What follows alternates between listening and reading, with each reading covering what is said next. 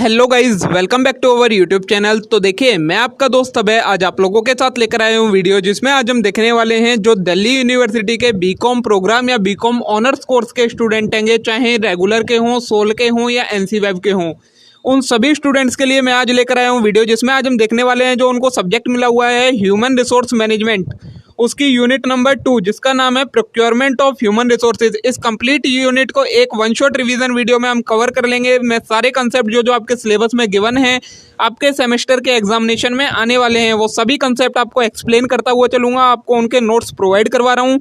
अगर आपको ये पीडीएफ चाहिए तो आप टेलीग्राम चैनल से ये पीडीएफ डाउनलोड कर सकते हैं। बाकी इसमें डिटेल एक्सप्लेनेशन दे रखी है, लेकिन जैसा कि आप सभी को पता है कि ये वन शॉट वीडियो है, तो मैं आपको इतना एक्सप्लेन करता हुआ चलूँगा कि आपको मीनिंग क्लियर हो जाए। बाकी बहुत ज़्यादा डीप में एक्सप्लेन करना पॉसिबल नहीं हो पाएगा। उसके लिए फिर आपको फुल फ्लैज वीडियो देखनी पड़ेगी, लेकिन उतना टाइम आपके पास नहीं है, तो आप ये वन शॉट से कवर करके काफ़ी अच्छे मार्क्स स्कोर कर सकते हैं। तो बिना देर किए शुरू करेंगे हम अपनी आज की वीडियो। लेकिन उससे पहले अगर आपने अभी तक चैनल को सब्सक्राइब ना करा हो तो चैनल को जरूर सब्सक्राइब कर लें। इस टाइप के और कंटेंट के लिए वीडियो को अपने सभी दोस्तों के साथ जरूर शेयर करें। तो चलिए शुरू करते हैं हम अपनी आज की वीडियो और देखते हैं इस कंप्लीट कंटेंट को। सबसे पहला टॉपिक है ह्यूमन रिसोर्स प्लानिंग। तो the process of getting the right number of qualified people into the right job at the right time so that organisation can meet its objective.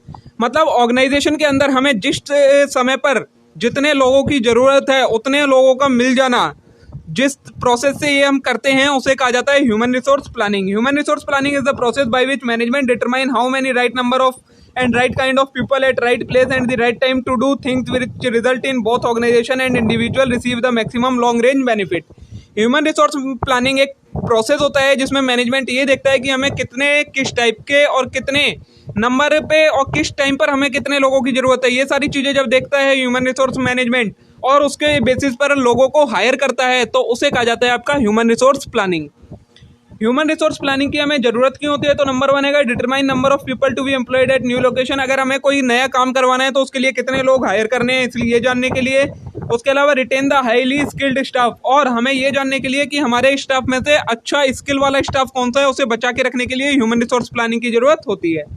Objective क्या होता है human resource planning का? Number 1 forecast personal requirement, मतलब हमें कितने लोगों की जरूरत है ये जानने के लिए हमें ह्यूमन रिसोर्स प्लानिंग की जरूरत होती है। नेक्स्ट है कॉप अप विद चेंजेस, मतलब क्या होता है जो हमारा ये बिजनेस का एनवायरनमेंट होता है वो बहुत ज़्यादा डायनेमिक एनवायरनमेंट होता है। अब इस एनवायरनमेंट में हमें कॉप अप मतलब चेंजेस के साथ अडेप्ट होने के लिए उस टाइप के लोगों की ज़रूरत पड़ती है जिनको उस एनवायरनमेंट की नॉलेज हो, उस एनवायरनमेंट के बारे में स्किल्स की नॉलेज हो।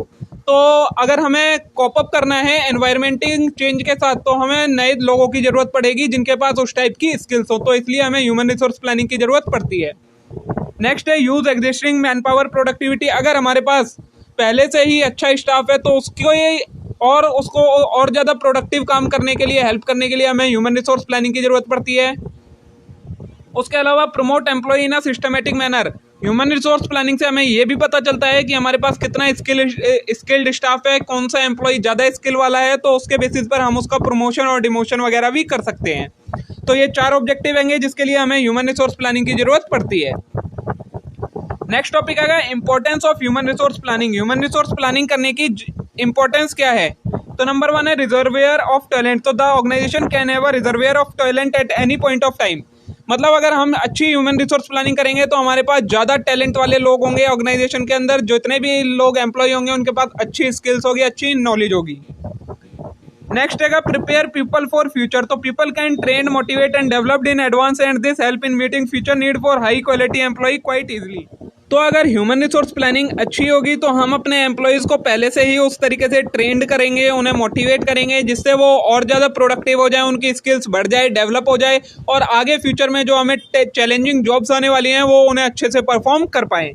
तो इस तरीके से ये पीपल प्रिपेयर करता है लोगों को फ्यूचर के लिए। नेक्स्ट है एक्सपेंड फॉर कॉन्ट्रैक्ट। तो if the organisation want to expand it scale of operation it can go ahead easily.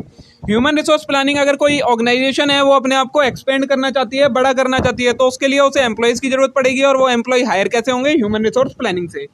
Next है कट कॉस्ट। तो planning facilitate the preparation of an appropriate HR budget for each department और division, help in controlling man power cost by avoiding excesses in man power supply. Cost को कैसे कम करता है, जब हमारे पास पूरी प्लानिंग होगी कि किस डिवीज़न के लिए, किस डिपार्टमेंट के लिए हमें कितने लोगों की ज़रूरत है, तो हम उतने ही लोग हायर करेंगे, ज़्यादा एम्प्लॉय हमारे पास नहीं होंगे, जिससे हमारी कॉस्ट कम हो जाएगी। नेक्स्ट है सक्सेशन प्लानिंग। तो human resource planning has pointed out previously prepare people for future challenging. तो सक्सेशन प्लानिंग का मतलब भी वही होता है कि ये एम्प्लॉयज़ को तैयार करती है कि फ्यूचर में जो चैलेंजिंग जॉब्स आने वाली हैं उन्हें आप इजीली हैंडल कर पाओ।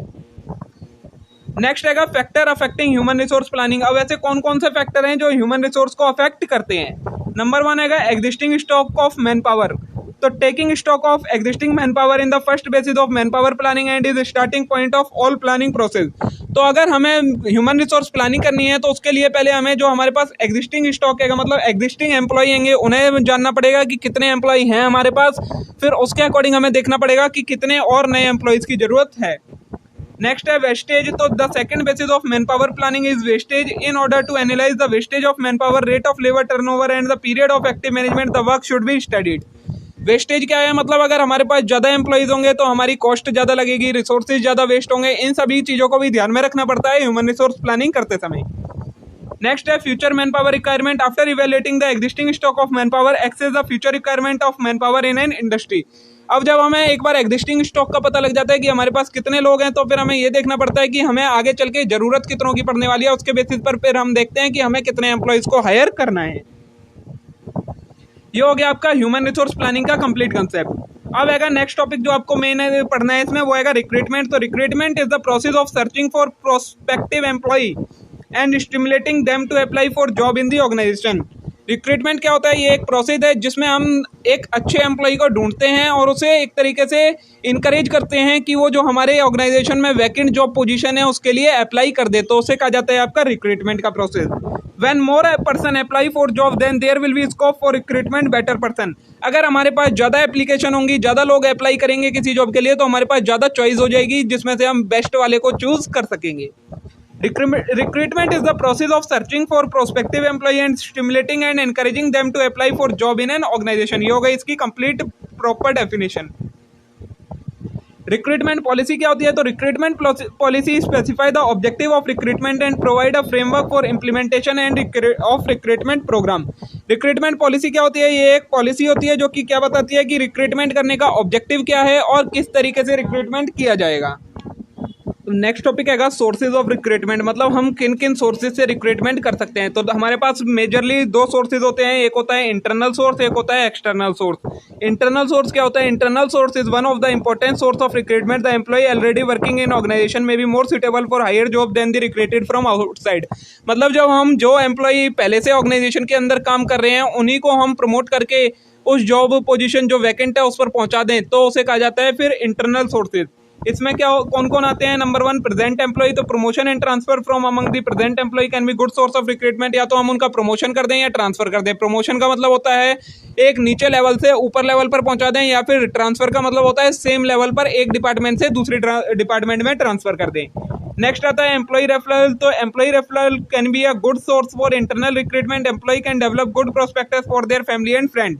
एम्प्लॉय रेफरल का मतलब होता है जब जो एम्प्लॉय पहले से काम कर रहे हैं ऑर्गेनाइजेशन के अंदर वो अपने किसी रिलेटिव या फ्रेंड को सजेस्ट करें उस वैकेंट जॉब के लिए, तो वो कहलाता है आपका एम्प्लॉय रेफरल। फिर होता है फॉर्मर एम्प्लॉय। तो former employ are another internal source of recruitment. Some retired employ may be willing to come back to work on part time basis.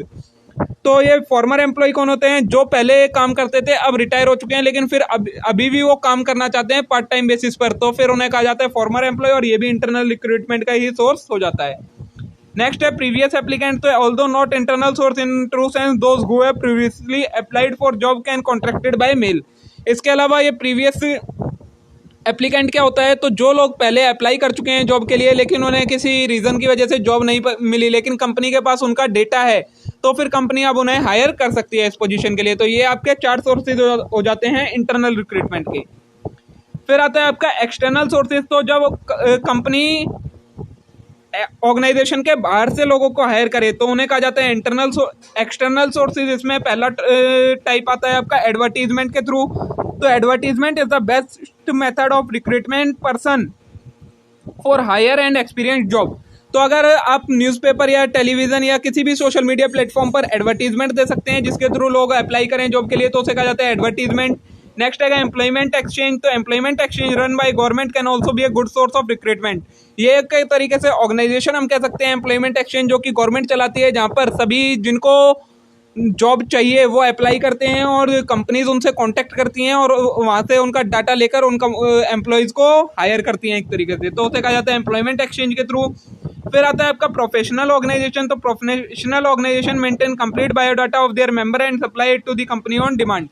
जो प्रोफेशनल कोर्सेज करवाती हैं ऑर्गेनाइजेशन, उनके पास उनके मेंबर जो पास आउट लोग होते हैं उनका डेटा होता है, तो फिर वो डेटा कंपनीज को दे देती हैं जब कंपनी डिमांड करती हैं और उसके बेसिस पर कंपनीज उन्हें हायर कर लेती हैं।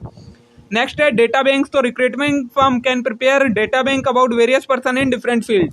उसके अलावा कंपनीज भी कई बार क्या करती हैं, जो लोग वहाँ पर अप्लाई करके जाते हैं उनका डेटा संभाल कर रख लेती हैं, डेटा बैंक बना लेती हैं एक, फिर उसमें से जिनकी ज़रूरत होती है उन्हें हायर कर लेती हैं। नेक्स्ट है कैजुअल कॉलर। तो मैनेजमेंट में appoint person who casually call on them for meeting short term demand. Casual caller वो लोग होते हैं जो एक तरीके से एजेंट होते हैं कंपनी के, जो कि कंपनी को जब भी किसी भी एम्प्लॉय की जरूरत पड़ती है तो वो प्रोवाइड करवा देते हैं, उन्हें कहा जाता है कैजुअल कॉलर। नेक्स्ट है गेट रिक्रूटमेंट। तो जो अनस्किल्ड वर्कर होते हैं उनके लिए ये सूटेबल होता है जब कंपनी अपने गेट पर चिपका देती है कि वी नीड वर्कर्स, तो उसके अकॉर्डिंग जो वर्कर्स होते हैं वो आते हैं और उन्हें वहाँ पर जॉब मिलती है, तो उसे कहा जाता है गेट रिक्रूटमेंट। नेक्स्ट है कैंपस रिक्रूटमेंट। तो college, universities, research laboratories are fertile ground for recruiter. The Indian Institute of Management IIM and Indian Institute of Technology IITs, जब जो कॉलेज होते हैं, यूनिवर्सिटी होती हैं जो कि अच्छी डिग्री प्रोवाइड करवाती हैं, वहाँ से कंपनी डायरेक्ट कॉन्टैक्ट करके जो फ्रेशर्स होते हैं उन्हें हायर करें, तो उसे कहा जाता है कैंपस रिक्रूटमेंट। ये हो जाता है आपका रिक्रूटमेंट का कंप्लीट प्रोसेस खत्म। रिक्रूटमेंट में आपको इतना ही करना है, इससे ज़्यादा कुछ भी करने की जरूरत नहीं है। नेक्स्ट आता है आपका सिलेक्शन का प्रोसेस। तो selection is the process of picking up individual with requisite qualification and competence to fill job in the organisation. तो जो रिक्रूटमेंट के प्रोसेस में जितनी भी आपके पास एप्लीकेशन आई हैं उनमें से जब आप क्वालिफिकेशन और कॉम्पिटेंसी के बेसिस पर जो अच्छी एप्लीकेशन है उन्हें निकाल के एक साइड कर लें और जो एक्स्ट्रा बच जाती हैं उन सभी को रिजेक्ट कर दें, तो वो प्रोसेस कहलाता है सिलेक्शन का। The selection process is a tool in hand of management differentiate the qualified and unqualified applicant by applying various technique. ये मैनेजमेंट का एक टूल होता है जिससे मैनेजमेंट क्या करता है, क्वालिफाइड और अनक्वालिफाइड जो एम्प्लॉय होते हैं उन्हें डिफरेंशिएट मतलब अलग अलग कर देता है अपने अलग अलग तरीकों से, टेक्निक से। सिग्निफिकेंस क्या है सिलेक्शन प्रोसीजर की? तो नंबर 1 है प्रिक्वायरमेंट ऑफ स्किल्ड वर्कर। ऑर्गेनाइजेशन के अंदर स्किल्ड वर्कर आते हैं, जब उनको क्वालिफिकेशन और नॉलेज के बेसिस पर हायर किया जाता है तो उनमें अच्छी स्किल्स भी होती हैं। नेक्स्ट है reduction in cost of training. अब अगर कोई स्किल वर्कर है, पहले से ही उसके पास सारी क्वालिफिकेशन है, सारी नॉलेज है, सारी स्किल है, तो फिर हमें उसकी ट्रेनिंग पर खर्चा नहीं करना पड़ेगा। नेक्स्ट है सॉल्यूशन टू पर्सनल प्रॉब्लम। उसके अलावा सिलेक्शन के प्रोसेस से क्या होता है, जो हमारे पास लोगों की कमी होती है वो भी पूरी हो जाती है, क्योंकि हम इसमें से जो सिलेक्ट करते हैं उनमें से कुछ ना कुछ को तो हायर कर ही लेते हैं। अब सिलेक्शन का प्रोसेस क्या होता है, मतलब क्या क्या स्टेप्स होते हैं किसी भी वर्कर को हायर करने के लिए? तो steps involved in employ selection are explained in detail as follow. Number 1 है एक्सटर्नल एंड इंटरनल एनवायरनमेंट। तो selection is influenced by several external and internal environment factor. तो अगर कभी भी कंपनी को सिलेक्ट करना है, सिलेक्शन का प्रोसेस परफॉर्म करना है, तो उससे पहले अपने आसपास का जो बिजनेस के आसपास का एनवायरनमेंट है वो और जो बिजनेस का इंटरनल एनवायरनमेंट है उन सभी को ध्यान में रखना पड़ेगा, उसके बाद सिलेक्शन का प्रोसेस बिगिन हो सकता है।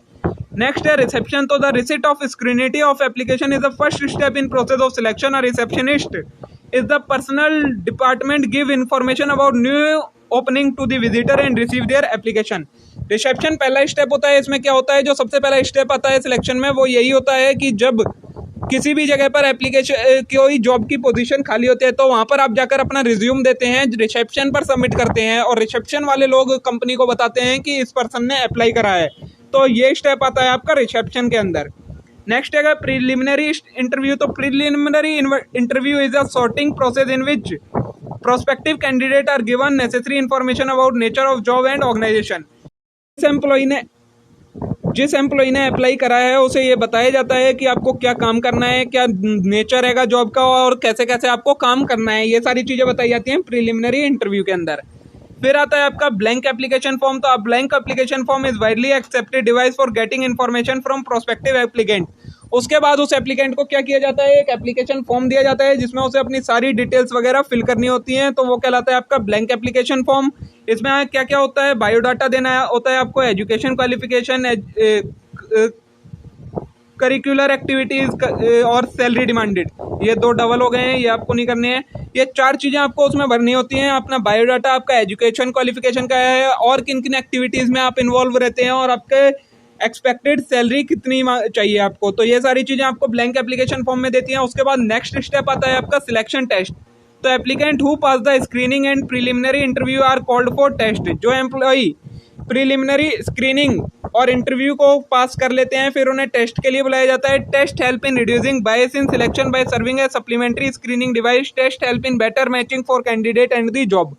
टेस्ट जो है वो एक टेक्निक होती है जिससे अगर कोई भी बायस हो रहा हो सिलेक्शन के प्रोसेस में वो खत्म हो जाता है और हमें पता लग पाता है कि एम्प्लॉय और जॉब का एक दूसरे से कोऑर्डिनेशन है या नहीं है।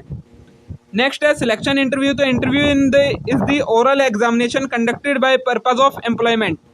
जो इंटरव्यू होता है वो एक ओरल एग्जामिनेशन होता है जो कि किस लिए करा जाता है, एम्प्लॉयमेंट देने के उससे किया जाता है कि मतलब अभी ये सारी चीज़ें पास कर चुका है, अब इसका इंटरव्यू लिया जाए कि इसमें कितनी एक तरीके से उसे इवेल्युएट करा जाता है कि क्या उसकी कम्युनिकेशन स्किल है, क्या बिहेवियर है, ये सारी चीज़ें देखी जाती है।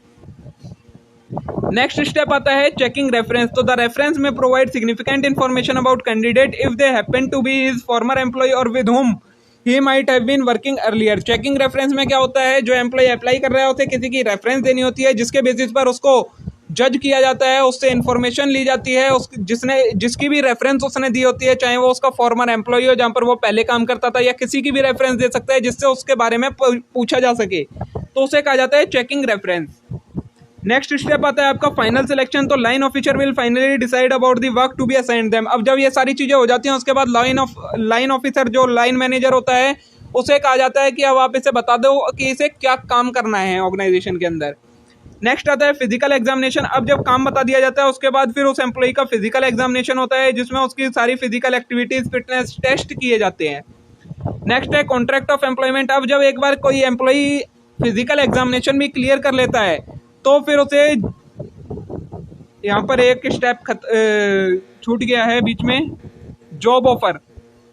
जब फिजिकल एग्जामिनेशन हो जाता है तो उस एम्प्लॉय को जॉब ऑफर की जाती है। जॉब ऑफर में उसे बताया जाता है कि क्या आप इस जॉब के लिए के लिए आपने अप्लाई करा था, क्या आप उसे ज्वाइन करना चाहते हैं। अगर वो ज्वाइन करना चाहता है तो फिर वो उसे एक्सेप्ट कर सकता है। अब जब जॉब ऑफर हो जाता है और एम्प्लॉय उसे एक्सेप्ट कर लेता है तब आता है आपका कॉन्ट्रैक्ट ऑफ एम्प्लॉयमेंट, जिसमें क्या होता है फिर जो एम्प्लॉय और एम्प्लॉयर है उनके बीच में एक एग्रीमेंट वगैरह होता है कुछ, जिसमें टर्म्स एंड कंडीशन होती हैं, जॉब की सैलरी वगैरह ये सारी चीज़ें मेंशन होती हैं। उसके बाद होता है इवैल्यूएशन। अब जब एक बार एम्प्लॉय वर्क करना स्टार्ट कर देता है तो फिर उसका इवैल्यूएशन किया जाता है, मतलब उसकी परफॉर्मेंस को देखा जाता है। तो ये आपका कंप्लीट प्रोसेस होता है सिलेक्शन का, कि सिलेक्शन के प्रोसेस में आपके पास यहाँ टोटल 12 स्टेप्स होंगे जो कि मैंने आपको सभी चीज़ें एक्सप्लेन कर दी हैं।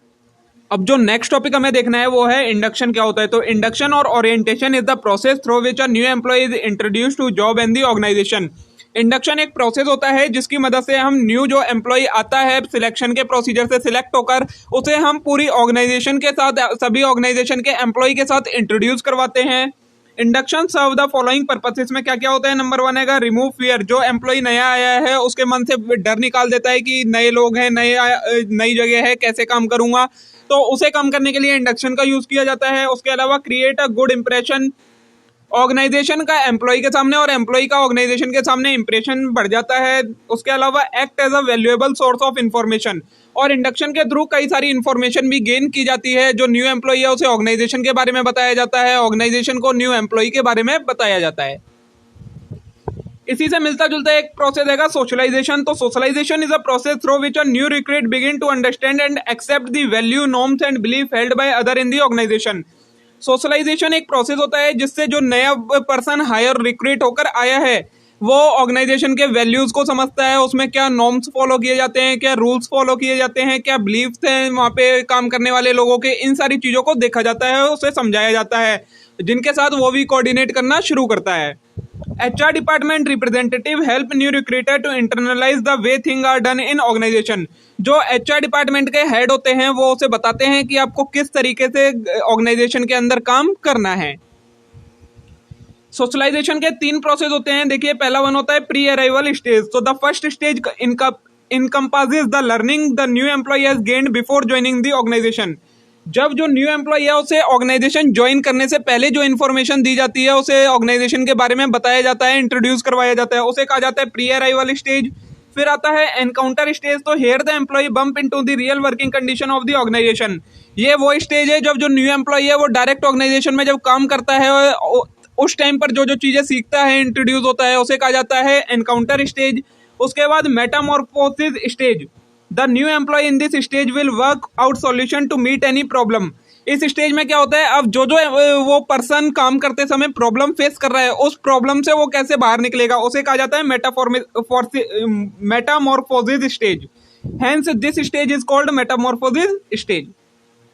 ये हो गया आपका सोशलाइजेशन और इंडक्शन का कंटेंट। इसके अलावा आपको ज़्यादा डीप में करने की जरूरत नहीं है। फिर आएगा हमारा जो नेक्स्ट टॉपिक हमें देखना है कि हमारे को अलग से सिलेबस में गिवन है टेस्ट और इंटरव्यू के बारे में हमें डिटेल में एक्सप्लेन करना है, मतलब समझना है, इन पर डायरेक्ट क्वेश्चन आ सकता है। तो पहला टेस्ट आता है आपका इंटेलिजेंस टेस्ट। इसमें these are mental ability test. They measure the incumbent learning ability and also the ability to understand instruction and make judgement. Intelligence test क्या होता है, इससे किसी भी पर्सन की मेंटल एबिलिटी को टेस्ट किया जाता है। ये जाना जाता है क्या वो कैपेबल है ऑर्गेनाइजेशन के अंदर काम करने के लिए अच्छे से, तो उसे कहा जाता है इंटेलिजेंस टेस्ट। फिर आएगा aptitude test. Aptitude test measure a individual potential to learn certain skill, clerical, mechanical, mathematical. Aptitude test से ये पता किया जाता है कि क्या न्यू एम्प्लॉय कितनी जल्दी किसी नई चीज को सीखता है, गेन करता है, अपने आप को उसमें स्किल कर लेता है, कितनी जल्दी कर पाता है, वो देखा जाता है एप्टीट्यूड टेस्ट में। उसके बाद पर्सनैलिटी टेस्ट आता है। This test are used to measure basic aspect of applicant personality such as motivation, emotional balance, self confidence, interpersonal behaviour, introversion. Personality test में क्या देखा जाता है, उसका एक जो एम्प्लॉय आया है उसकी पर्सनैलिटी को देखा जाता है कि उसका बिहेवियर कैसा है, वो सेल्फ कॉन्फिडेंट है या नहीं है, इंट्रोवर्ट तो नहीं है, उसका नेचर कैसा है, इमोशनली कितना फिट है वो, और मोटिवेट कितना रहता है। ये सारी चीजें देखी जाती हैं पर्सनैलिटी टेस्ट में। फिर आता है achievement test. These are design to measure what the applicant can do on job currently. Achievement test में ये देखा जाता है कि जो जिस काम के लिए एम्प्लॉय को हायर किया जा रहा है, वो क्या वो काम कर पाएगा अपने एम्प्लॉयमेंट के पीरियड में। उसके बाद आता है सिमुलेशन टेस्ट। तो simulation exercise is a test which duplicate many of activity and problem and employ face while at work. Simulation test होता है, इसमें एम्प्लॉय को कई सारी एक डुप्लीकेट प्रॉब्लम्स एक्टिविटीज करवाई जाती हैं और ये देखा जाता है कि कोई भी एम्प्लॉय उस डुप्लीकेट एक्टिविटी के साथ कैसे हैंडल करता है, कैसे उन्हें मैनेज करता है। ये आपके 5 तरीके के टेस्ट होते हैं। ये आपके जो सिलेक्शन का प्रोसीजर होता है उसी का पार्ट होते हैं, लेकिन मैंने उन्हें वहां ना देकर यहाँ नीचे एक्सप्लेन करा है। ऐसे ही जैसे ये आपके टेस्ट के टाइप हैं, वैसे ही टाइप्स होते हैं इंटरव्यू के। जो इंटरव्यू लिया जाता है उसके भी कई तरीके होते हैं। पहला आएगा नॉन डायरेक्टिव इंटरव्यू। तो it is a non directive interview. The recruiter ask question as they come to mind, there is no specific format to be followed. ये किस टाइप का इंटरव्यू होता है, इसमें जो इंटरव्यू ले रहा होता है पर्सन, उसके पास कोई स्पेसिफिक क्वेश्चन नहीं होते। जो जो क्वेश्चन उस टाइम पर उसके माइंड में आते हैं वो पूछता जाता है एप्लीकेंट से, तो उसे कहा जाता है नॉन डायरेक्टिव इंटरव्यू। वहीं होता है directive and structured interview. In this kind of interview the recruiter use a pre determined set of question that are clearly job related. ये उस टाइप का इंटरव्यू होता है जिसमें पहले से डिसाइड होता है कि क्या क्या क्वेश्चन पूछे जाएंगे एप्लीकेंट से, तो उसे कहा जाता है डायरेक्टिव एंड स्ट्रक्चर्ड इंटरव्यू। फिर आता है आपका इनफॉर्मल इंटरव्यू। सच इंटरव्यू में टेक प्लेस एनीवेयर। ये वाले इंटरव्यू कहीं भी हो सकते हैं। It is not planned and is used when the staff is required urgently. ये उस तरीके का इंटरव्यू होता है जिसमें ये कहीं पर भी कर लिया जाता है। जरूरी नहीं है कि आप ऑर्गेनाइजेशन में आकर ही दो, कहीं पर भी इसको एज पर मैनेजमेंट के बेसिस पर कहीं पर भी इसे किया जा सकता है। ये कब लिया जाता है, जब हमें अर्जेंटली स्टाफ की जरूरत होती है, तो इस टाइप का इंटरव्यू कंडक्ट किया जाता है। नेक्स्ट है formal interview. This type of interview is pre planned and is held in formal atmosphere. ये जो फॉर्मल इंटरव्यू होते हैं ये किसी एक पर्टिकुलर लोकेशन पर लिए जाते हैं और ये पहले से पूरे प्लान होते हैं। नेक्स्ट है situational interview. In this approach the applicant is confronted with hypothetical incident and asked how he or she would respond to it. Situational interview क्या होते हैं, इसमें जो एप्लीकेंट है उसे एक हाइपोथेटिक कंडीशन या कोई सिचुएशन क्रिएट कर दी जाती है और फिर उससे कहा जाता है कि अब आप इसमें कैसे रिस्पॉन्स करेंगे, तो वो कहलाता है सिचुएशनल इंटरव्यू। फिर आता है behavioural interview. The behavioural interview focus on actual work incident in applicant past. ये देखता है कि जो एम्प्लॉय है वो पास्ट में कैसे काम करता था, उसके बेसिस उसको जानने के लिए जो इंटरव्यू कंडक्ट किया जाता है वो कहलाता है आपका बिहेवियरल इंटरव्यू। फिर आता है स्ट्रेस इंटरव्यू। तो in stress interview the interviewer attempt to find how applicant would respond to aggressive, embarrassing, rude and insulting question. Stress interview में क्या देखता है जो इंटरव्यू ले रहा है, वो ये जानता है कि अगर कभी कोई किसी एम्प्लॉय से एग्रेसिव क्वेश्चन पूछेगा या एम्बैरेसिंग क्वेश्चन मतलब शर्मिंदगी वाले क्वेश्चन पूछेगा, र्यूड क्वेश्चन पूछ लेता है या फिर इंसल्ट वाले कोई क्वेश्चन या काम कर देता है, तो फिर एम्प्लॉय उस सिचुएशन में कैसे रिएक्ट करेगा, ये देखा जाता है स्ट्रेस इंटरव्यू में। फिर आता है panel interview. In a typical panel interview the applicant meet with 3 to 5 interviewer who take turn asking question. Panel interview होता है, इसमें कई सारे इंटरव्यूअर होते हैं, एक एम्प्लॉय से वो सारे क्वेश्चन पूछते हैं एक एक करके, तो उसे कहा जाता है पैनल इंटरव्यू। वहीं होता है group interview. In this interview group rather than individual are interviewed. इसमें उल्टा होता है, इसमें कई सारे एप्लीकेंट होते हैं, उन सभी से इकट्ठे क्वेश्चन पूछे जाते हैं, उसे कहा जाता है ग्रुप इंटरव्यू। अब हमें देखना है नेक्स्ट जो कंसेप्ट रह गया है हमारा, कंसेप्ट ऑफ प्लेसमेंट क्या होता है। प्लेसमेंट का मतलब होता है in simple word meaning sending newly employed person to some department for work. जिसे हमने अभी अभी हायर कराया उस पर्सन को काम करने के लिए किसी नए डिपार्टमेंट में भेजना, वो कहलाता है आपका placement. Placement should be based on qualification and quality of person selected. ये किसके बेसिस पर किया जाता है, उसकी क्या क्वालिफिकेशन है, क्या क्वालिटीज है। प्लेसमेंट में be defined as determination of job to which an accepted candidate to be assigned. ये जानना कि जो कैंडिडेट को हमने एक्सेप्ट कराया उसे क्या काम देना है और उसे वो जॉब देना, ये कहलाता है आपका प्लेसमेंट। इससे ज़्यादा आपको इसमें और कुछ करने की जरूरत नहीं है। इसी के साथ ये आपकी यूनिट कंप्लीट हो जाती है। पूरी यूनिट को मैंने बहुत ही डिटेल में एक्सप्लेन कर दिया। इसके नोट्स आपको टेलीग्राम पर अपलोड मिल जाएंगे, मैं कर दूंगा कुछ ही देर में। वीडियो अगर आपको अच्छी लगी हो तो वीडियो को लाइक करना ना भूलें, चैनल को जरूर सब्सक्राइब कर लें इस टाइप के और वन शॉट कंटेंट के लिए और कई सारे यूजफुल कंटेंट के लिए। अपने दोस्तों को शेयर करना ना भूलें चैनल को, कि वो भी सब्सक्राइब करें और इसका बेनिफिट ले सकें। अब हम मिलते हैं नेक्स्ट वीडियो में आगे के कंटेंट के साथ, तब तक के लिए आप वीडियो को लाइक करें, चैनल को जरूर सब्सक्राइब करें। Thank you.